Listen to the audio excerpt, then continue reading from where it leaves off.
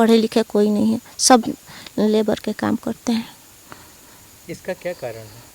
ये पुरानिया लोग का कारण है। पुरानिया लोग जितने हैं वो नहीं पढ़ाए हुए हैं, तब वो कैसे पढ़ेंगे लोग? अब घर की एक छत तो चाहिए ही चाहिए। जी जी, रहने का छत नहीं है, खाने का अनाज नहीं है, तो फिर पढ़ाई का क्या सवाल है? अच्छा, इस लॉकडाउन में जब कहीं रोजगार नहीं था, आपके घर के भी जो आदमी हैं वो भी कोई नौकरी वगैरह में नहीं कर रहे होंगे, तो ऐसी स्थिति में कैसे वो जीवन चला उस दौरान 6 महीना 7 महीना? अब वही सही जैसे डगर रहा है, मैंने जैसे कुछ अनाज पानी मिल रहा है।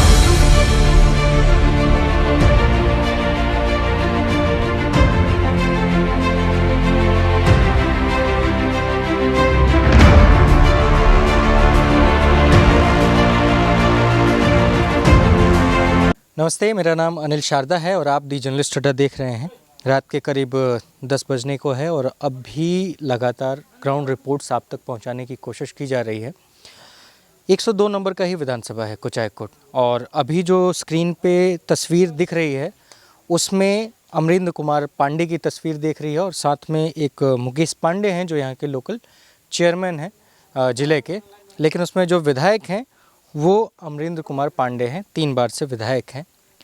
अब बात सीधा दलितों की, लेकिन उसके पहले ये याद दिला दूं कि जो बिहार की सरकार है वो दलितों के सर पे नीतीश कुमार का शासन चल रहा है, लेकिन दलित कितने खुश हैं इस सरकार से, इसके बारे में क्या कभी नीतीश कुमार ने सोचा?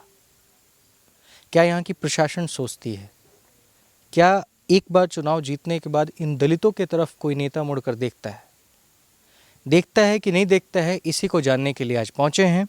ये कौन सा गांव बताया था आपने? पट्टी चक्र गोपी गांव है और बनकटा पंचायत में आता है। यहाँ पे ये तमाम गांव के लोग हैं जो हरिजन जाति से आते हैं, ताल्लुक़ रखते हैं।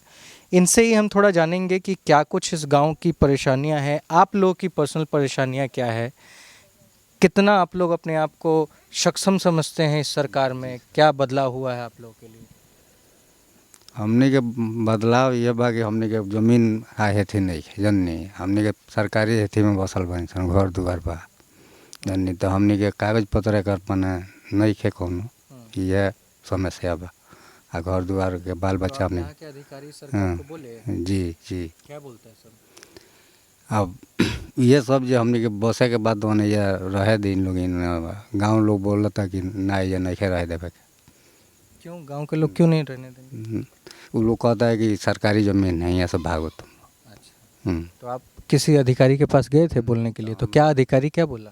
तो बोला कि आप यही जा रहिए, आप हम समाधान करेंगे। पप्पू पांडे कह रहे हैं। पप्पू पांडे कौन है? वो विधायक है आपके? जी जी। अच्छा, क्या बोल रहे थे वो? जे ठीक है, हम इसको समाधान करेंगे, बात दोनों आप लोग यहीं बसिए रहिए, आप कहना जाइएगा ना। आप कुछ कह रहे थे ज़मीन को लेकर, क्या बताइए थे? हाँ जी, यही उनके पास हम लोग गए थे तो वो बोले कि इस ज़मीन के लिए हम कुछ सोचेंगे, संविधान करेंगे। आपके पास कितना ज़मीन है टोटल? नहीं नहीं है सफा नहीं, यही है जो हम लोग बसे यही है सब। क्या काम करते हैं, क्या नौकरी करते हैं आप लोग अपने जीवन को चलाने के लिए, परिवार को पालने के लिए? ऐसे लेबर का काम करते हैं सर। अच्छा, कितना कमा लेते हैं रोजाना? 300 रुपये कमाते हैं। अच्छा, यानी कि 300 रुपये कमाते हैं। कितना परिवार है घर में? इसमें 5 बच्चे हैं, हम 7 जन हैं। 7 जने हैं। हाँ। 7 लोगों का खर्चा चलाने के लिए आप महीने का 9,000 रुपये कमाते हैं। कभी कल ऐसे बराबर नहीं चलता है सर। अच्छा, ऐसे कभी कल छुट्टी भी हो जाता है। ऐसे कभी खेती होती में अपना किसी बटी वटी रुपते हैं और खाते हैं। आपका नाम क्या है? रामपति राम। आप सब मतलब कितना कमा लेते हैं महीने का अलग अलग? वही 8-9 हज़ार यही कमाते हैं, दूसरा क्या। किसका काम करते हैं? हम भी हेल्पर ही करते हैं। हेल्पर ही करते हैं। अच्छा, आप? हम भी हेल्पर ही करते हैं। अच्छा, कितनी उम्र है आपकी? हमारा हो गया है 40 हो गया है। तो हेल्पर ही क्यों करते हैं? मतलब तो कोई क्या किया काम जाएगा? नहीं सीखा है आपने प्रॉपर? लेबर ही करते हैं और क्या करेंगे हम लोग। समझिए, इस बात को समझिए पहले तो कि इन लोगों के पास रहने को ज़मीन नहीं है गांव की भाषा में कहें तो गरमजरुआ एक ज़मीन होती है जो सरकार का ही ज़मीन होता है, जिसमें लोग अपना घर बना के ये लोग रह रहे हैं। हालांकि उसमें रहना अलाउ भी नहीं है, मुख्य रूप से कानूनी तौर से देखा जाए तो वो अलाउ भी नहीं है, लेकिन वही सरकार इन्हें कह भी रही है कि हाँ आप लोग यहाँ पे बसिए, हम धीरे से आपका सब चीज़ करा देंगे। यहाँ इनके विधायक भी इनको आश्वासन दे रहे हैं। लेकिन सबसे बड़ी बात, अगर मैं इनको देखूँ तो करीब उम्र कितनी होगी आपकी? ऐसे तो मेरी होती 27-28 मान के चले ऐसे। 27-28 साल के हैं आप अभी, ठीक है। और आपकी? 40 है। 40 साल। आपकी? 41 है। 41 है। मतलब 40, 35 और 30 के लमसम वाले जो लोग हैं, ये इतनी उम्र में आने के बाद भी हेल्परी का काम कर रहे हैं। यानी कि जो स्किल डेवलपमेंट का काम है वो तक नहीं है। जो गरीब लोग हैं यहाँ पे, उनके लिए कोई सुविधा नहीं है जहाँ पे ये अपने स्किल को जाके बढ़ा सकें, वहाँ पे कोई ऐसा काम सीख सके, तो इनके लिए कोई सुविधाएं हैं नहीं। फ़िलहाल इनका मुख्य मुद्दा इनके घर का है। दिखाने के लिए अगर मैं बताऊं तो ये एक घर है छोटा सा मड़ई, इसमें करीब कितने लोग रहते हैं? परिवार में 15 लोग रहता है इतने जगह में। और 15 लोगों के रहने के लिए जो ज़मीन है ये भी सरकारी है, यानी कि कब इनको हटा दिया जाए, कब क्या कर दिया जाए इनके साथ कुछ मालूम नहीं है। यहाँ पे कुछ महिलाएं भी हैं, इनसे भी थोड़ा सा जान लेते हैं, बातचीत कर लेते हैं। आप क्या कह रही थी दादी? हमी के तो एको भी तक खेतवे नहीं खे, ना घर बा। हमी के मड़ई के घर ढह गल बरखा बुनी में। हाँ, ढह गल पानी में बानी सन। हमी के देखे वाली सब केहू नहीं खे। देखे वाली रहती लो तो देखती लो पानी में है, इतना पानी में बानी सन। आ घर दुआर वाला मड़ई के ढह ढीम लागल बा। नेताजी लोग तो अभी चुनाव में नहीं आ रहा है आपके पास? चुनाव में नेताजी लोग नहीं खे आवत का? एजी के आवता है, एजी केहू नहीं खे आवत, खाली वोट मांगे आवत है लो, दोसर कुछ तो एजी आवत नहीं खे लो। अच्छा हाँ, दादी, ज़मीन के लिए हम लोग कई जगह गए थे, लेकिन कोई मानो समाधान नहीं निकल रहा है। हम पप्पू पाड़े के पास भी गए थे तो वो लोग मानो वो हमारा कुछ सहारा किए। यहाँ पर ये जो आपके विधायक हैं, क्या जी बोले इन्होंने? बोले कि यहाँ उजाड़ने के लिए 2 बार आए था, सीओ आए थे, तो हम लोग गए वहाँ पर पप्पू पाड़े के यहाँ, तो हम लोगों का सहारा किए, मैंने उजाड़ने नहीं दिए।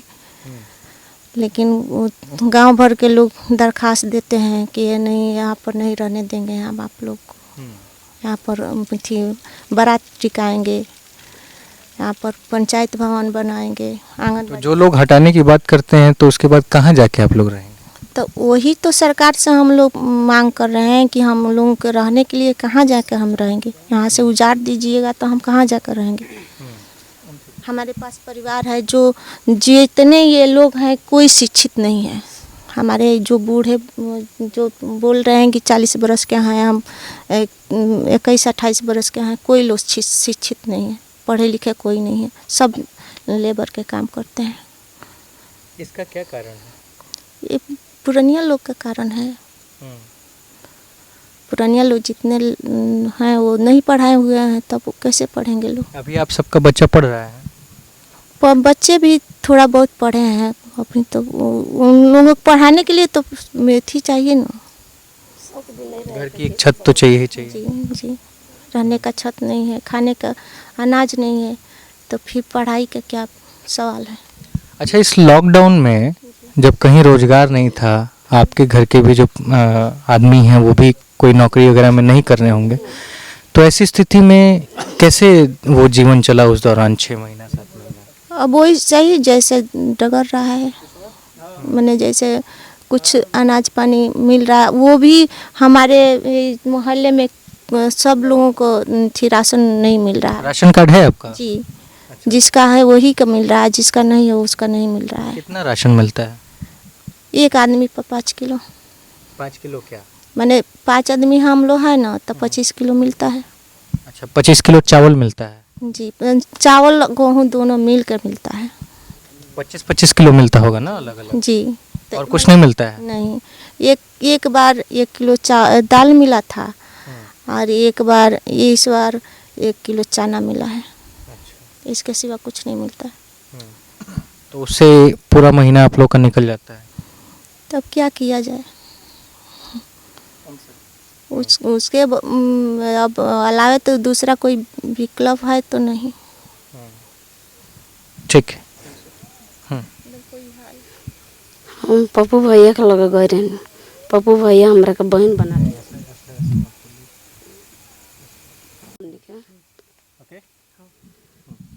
हमनी के कितना नेता है नी लोग केहू सुनत नहीं खे। तो पप्पू भैया के लगे गए रहे से तो कहें कि मतलब हम तारा लोग के चुनाव बीत जाता तो हम एक के बारे में सोचत नहीं।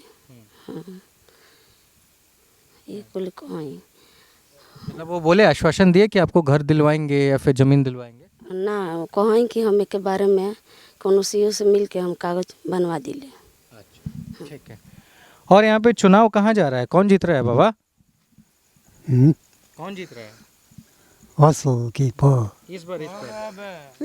के जीते अलावा पप्पू बाबा कहाँ है? वहाँ के जीते। अच्छा, हाँ वहाँ के जीते के बाद ऐसा का है मने कोनो खास पप्पू बाबा में? पप्पू बाबा में ढेर बाकार। हाँ वहाँ के बहुत कुछ कमरा ये थी, कुछ सब बटनी हो, खियौनी हो पियौनी हो। वोट खातिर नहीं ना बांटते हैं? वोट खातिर काहे के बाटी वहाँ के बातल खियौनी पियौनी आ बातल गरीब के सब कमरा लड़कन के बातल पढ़े वाला बैग दे दी। हाँ सब पप्पू बाबा के दिया ही वोट। हाँ सबको इधर पप्पू बाबा वाला ही है क्या? हम तो जिंदगी भर नौकरी करते चलिए नहीं, ना हम कहीं गए नहीं। ना वोट आप केकरा के दे रहल बनी, हमहू पूछ रहा था। वोट ये मेरी मतलब का विधानसभा के का हिसाब के सब के दीता हम दे जी। चुनाव नहीं करे के ना पप्पू बाबा के दीजिए। किसको? पप्पू बाबा के दिया। ये सबको यहाँ पे पप्पू बाबा के पीछे क्यों पड़ा है? पप्पू बाबा उतना कोयला बनी, पप्पू बाबा सब कुछ हमने के सहारा कर क्या क्या किए हैं बताइए जरा। अब मान लेते नहीं घर उजरता तो उहाँ के सहारा करता नहीं, पलानी हेती होता तो उहाँ के धरवाता नहीं, आए ब्लॉक में अथी करता नहीं तो उहाँ के आके कहता नहीं कि ना ही नहीं है काम करेगा। तो हमने के उहाँ के सहारा बा, दूसरा के तो सहारा बा ना, दूसरा के आवता है ना का है नया ही है ना चल जाता। तो ऐसे कि वहाँ के तो सब कुछ में बानी, दुख सुख में सब में बानी। दवा बीरो अगर पैसा नहीं है रहत, कौड़ी नहीं है रहत, हाँ है 10 रुपया दवा करावा, 10 रुपया लिया वही के जाके खा ली हो, तो उहे के सहारा कल जाए, दूसरा के करा के कल जाए। मतलब 50 से 70 के बीच में लोग हैं और समझिए कि अगर ये लोग आज के आज विस्थापित हो जाते हैं तो फिर क्या होगा।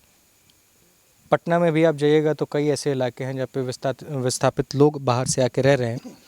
दलितों की स्थिति इतनी ज़्यादा मजबूरी हालात में चल रही है, इतनी ज़्यादा निचले स्तर की हो गई है कि इस पर बात करना ज़रूरी है। और आज के समय में तो बिल्कुल बातचीत करने की ज़रूरत है। जब दलितों के नाम पे वोट बैंक साधे जाते हैं, जब दलितों के नाम पे नेताओं का चुनाव होता है, जब वोट बैंक की राजनीति होती है और तब अगर उनका कोई डेवलपमेंट ना हो, उनका कोई विकास ना हो, तो फिर सरकार से सवाल बनता है।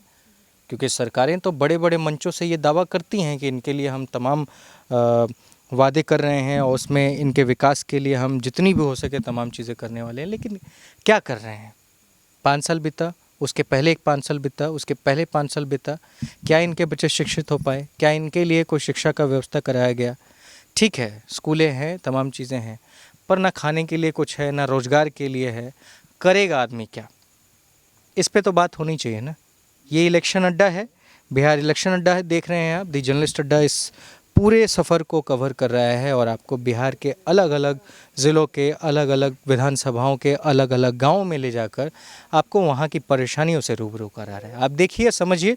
इस वीडियो में सिर्फ इतना ही। मेरा नाम अनिल शारदा है, आप दी जर्नलिस्ट अड्डा देख रहे थे। बहुत बहुत धन्यवाद।